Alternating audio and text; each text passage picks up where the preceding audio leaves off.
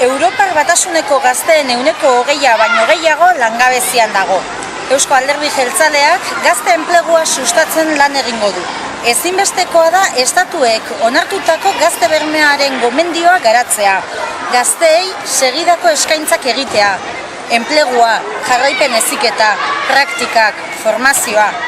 Eusko Alderdi Jeltzaleak lanean jarraituko du gazteen lan heziketa sustatu eta emakumeak produkzio sisteman sartzeko.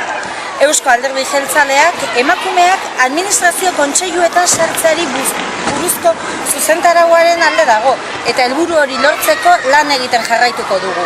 Gizonen eta emakumeen arteko berdintasuna demokrazia kontua da, baina inbertsioa ere bada.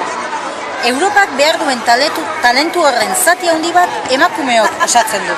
Gainera egun, Europan, goi-mailako titulazioa duten emakumeak gizonezkoak baino gehiago gara. Beraz, Izaskun Bilbao Barandikak Europako Parlamentuan lan egiten jarraituko du. Berdintasuna balio horizontala bihurtzeko. Genero estereotipoen arteko borroka koordinatua garatzeko. Eta genero indarkeriari buruzko estrategia integrala planteatzeko eta biktimentzako arretari buruzko zuzentaraua gure legedian arin txertatzeko. Horregatik guztiagatik Eusko Alderdi Jeltzaleari botua emateko eskatzen dizugu.